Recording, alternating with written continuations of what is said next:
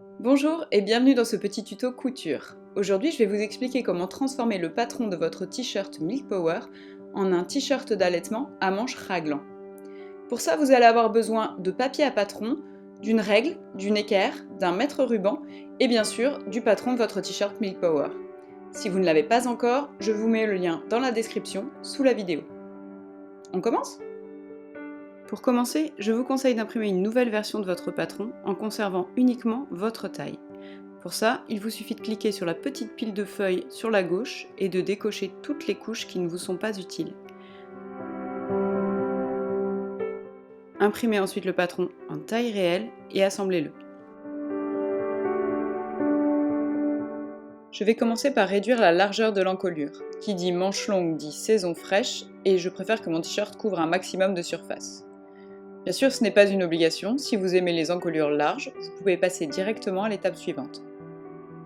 Pour déterminer l'emplacement de la nouvelle encolure, je vais prolonger la ligne milieu devant et la ligne d'épaule de 2 cm.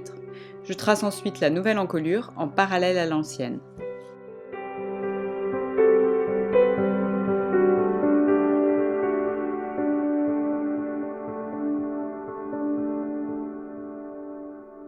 Attention, la ligne d'encolure doit être tracée en perpendiculaire au milieu devant sur environ 1 cm. Mesurez ensuite la longueur de la nouvelle encolure.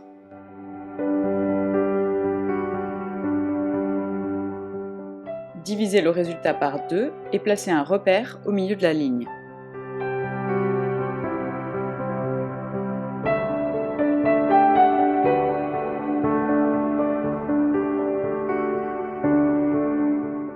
On va maintenant déterminer l'emplacement du bas de l'emmanchure. Pour ça, mesurez 5 cm à partir du bord de la fente.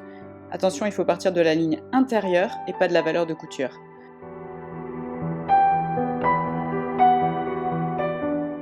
Tracez ensuite une ligne dans le prolongement de la ligne de côté.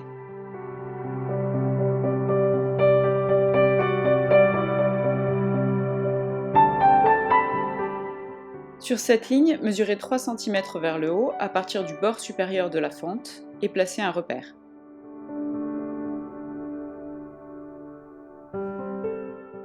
Vous pouvez maintenant joindre le repère de milieu d'encolure et le repère d'emmanchure.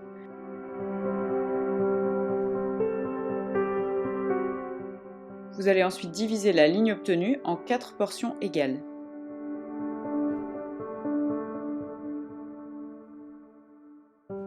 Vous allez placer votre règle sur le repère le plus proche du bas de l'emmanchure, en perpendiculaire à la ligne qu'on vient de tracer.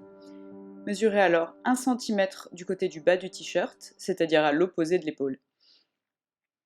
Placez ensuite votre règle sur le repère le plus proche de l'encolure, toujours perpendiculaire à la ligne d'emmanchure. Cette fois, mesurez 1/2 cm du côté de l'épaule. On va maintenant joindre les différents repères par une légère courbe. J'utilise ici un perroquet pour la première partie, mais vous pouvez parfaitement tracer la courbe à main levée, comme je vais le faire pour la deuxième partie.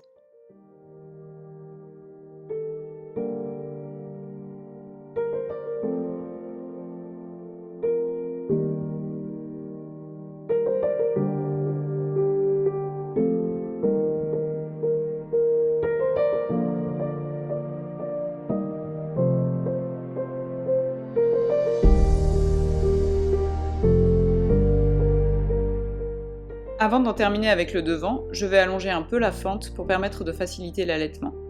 Pour ça, je retrace le haut de la fente en parallèle 2 cm plus haut.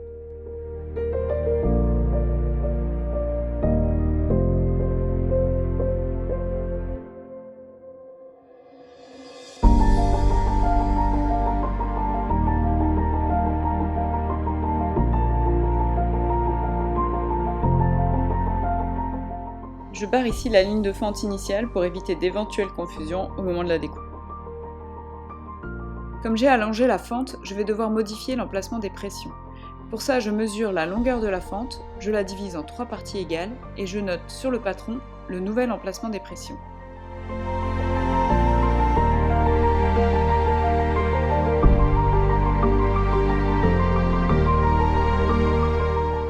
Si vous utilisez un tissu qui contient beaucoup d'élastane, vous allez peut-être avoir besoin de mettre 3 pressions au lieu de 2 pour que le vêtement soit bien fermé. Dans ce cas, divisez la longueur de la fente en 4 et notez l'emplacement des 3 pressions. Le patron devant est terminé, on va passer aux modifications du dos.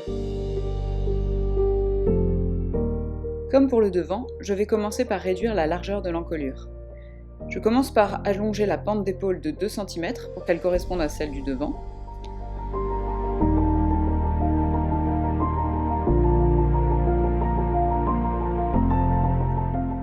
Le milieu dos est assez proche de ce que je souhaite, j'allonge donc la ligne d'1 cm seulement. Je place ensuite des points à 1,25 et 1,5 cm pour créer une courbe d'encolure homogène. Je trace ensuite la courbe en m'assurant qu'elle reste perpendiculaire au milieu de dos sur les 2 premiers centimètres. Si vous avez un perroquet et que, comme moi, vous êtes un peu trop perfectionniste, vous pouvez l'utiliser pour retracer la courbe d'encolure.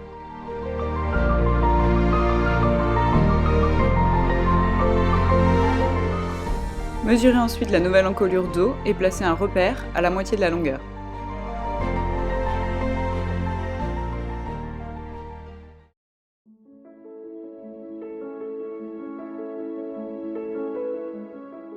Ce repère va constituer le point d'arrivée de notre nouvelle emmanchure raglan.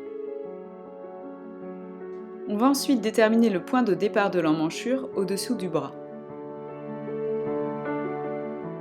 Pour ça, on trace une ligne à 5 cm du bord de la fente, dans le prolongement de la ligne de côté, et on mesure 3 cm vers le haut à partir du haut de la fente.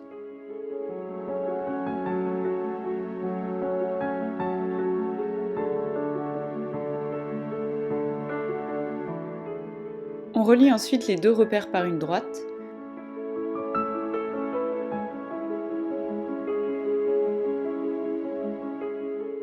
On mesure la distance qui les sépare et on divise la longueur obtenue en 4 parties égales.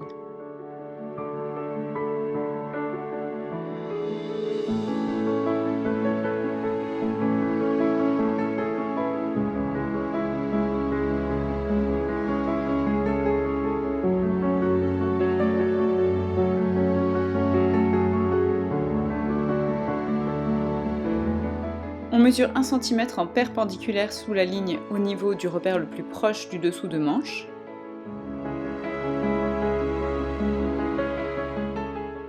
Et 1,5 cm au-dessus de la ligne pour le repère le plus proche de l'encolure.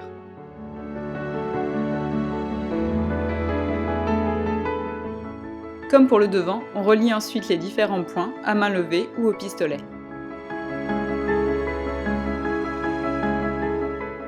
Je termine le dos en retraçant le haut de la fente 2 cm plus haut en parallèle à la ligne initiale. Pour tracer le patron de la manche, vous allez avoir besoin de papier pour patron, ou comme moi, vous pouvez simplement prendre une grande feuille de papier de soie, beaucoup plus économique.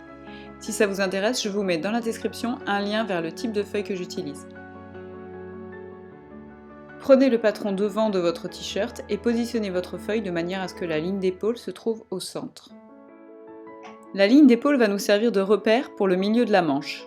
Tracez-la sur votre feuille, puis recopiez la nouvelle ligne d'encolure devant, ainsi que la courbe d'emmanchure raglan.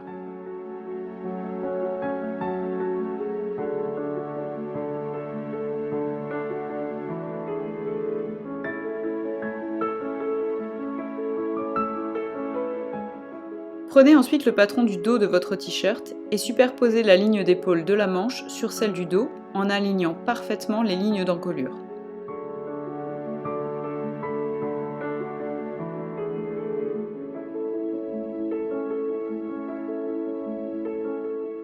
Épinglez soigneusement pour éviter que le papier glisse et recopiez la ligne d'encolure et la courbe d'emmanchure du dos.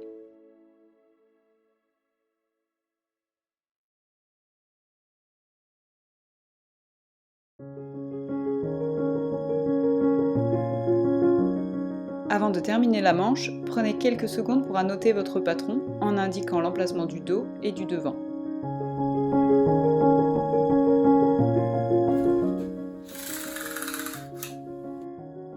Pour déterminer la longueur de la manche, vous allez mesurer la distance entre la base de votre cou et votre poignet en passant par l'épaule et en essayant de tracer une ligne la plus droite possible. Si vous n'êtes pas sûr de vous, ajoutez quelques centimètres à la mesure obtenue. Vous pourrez toujours ajuster si la manche est trop longue. Prolongez ensuite la ligne d'épaule de votre manche jusqu'à la longueur voulue.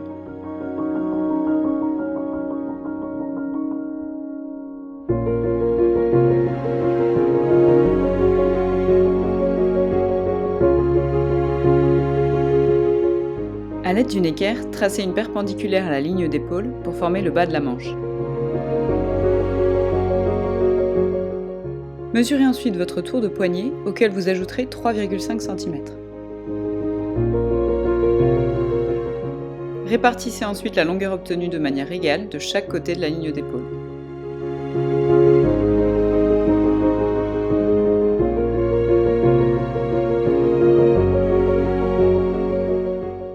Vous pouvez maintenant relier les dessous de manche au poignet. Si votre règle n'est pas assez longue, vous pouvez vous aider d'une équerre ou d'une autre règle pour déterminer la bonne direction avant de tracer.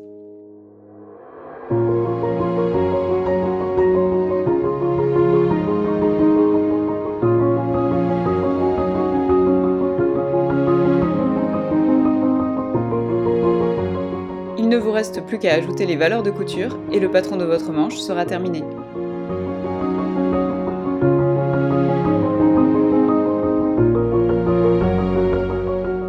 N'oubliez pas d'ajouter également 2 cm en bas de la manche pour l'ourlet.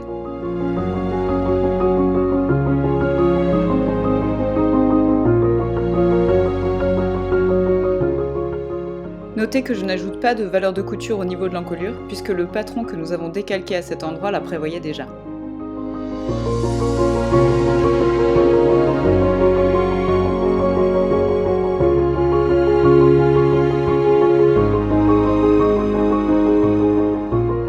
Ici, je retrace la valeur de couture de l'encolure pour pouvoir mesurer précisément la longueur dont j'aurai besoin pour la bande d'encolure.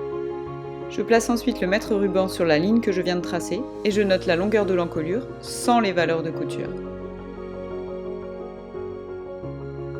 J'ajoute également les valeurs de couture au niveau des nouvelles emmanchures devant et dos.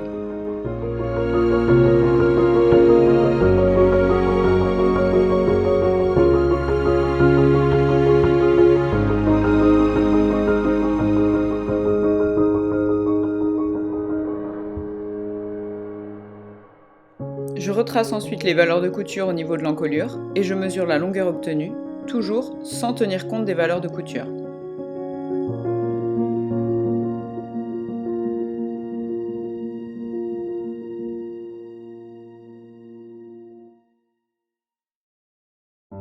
Je découpe ici la bande d'encolure du patron original dont je vais me servir pour tracer la nouvelle bande d'encolure. La bande d'encolure doit être un peu plus courte que le tour d'encolure, de manière à se poser bien à plat autour du cou quand on porte le t-shirt. Les dimensions idéales dépendent grandement de l'élasticité de votre tissu. Ici, j'utilise un ratio de 85%, c'est-à-dire que je multiplie chaque mesure par 0,85 pour obtenir la longueur correspondante sur la bande d'encolure. Si votre jersey est très élastique, vous pouvez utiliser un ratio de 80%. Si au contraire il est peu élastique, 90 voire 95% peuvent être nécessaires.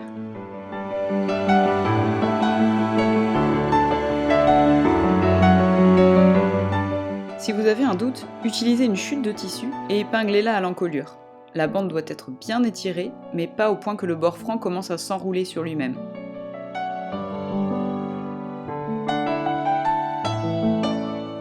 Une fois que vous avez déterminé le bon ratio, vous allez reporter sur votre bande d'encolure les crans nécessaires au bon placement de la bande.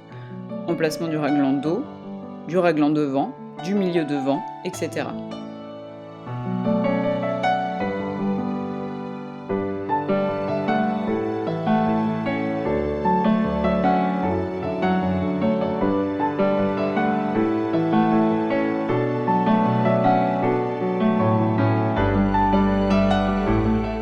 La bande sera plus courte que la bande initiale puisqu'on a resserré l'encolure au départ.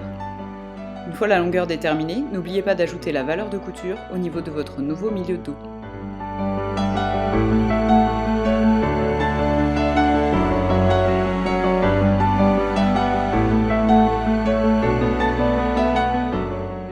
le patron est prêt. Si vous avez aimé cette vidéo, n'hésitez pas à la liker et à la commenter pour que d'autres mamans puissent la découvrir. Dans un prochain tuto, je vous montrerai comment assembler ce t-shirt. Si ça vous intéresse, abonnez-vous et activez la cloche pour ne pas la rater. Belle journée à toutes et à bientôt pour un nouveau tuto.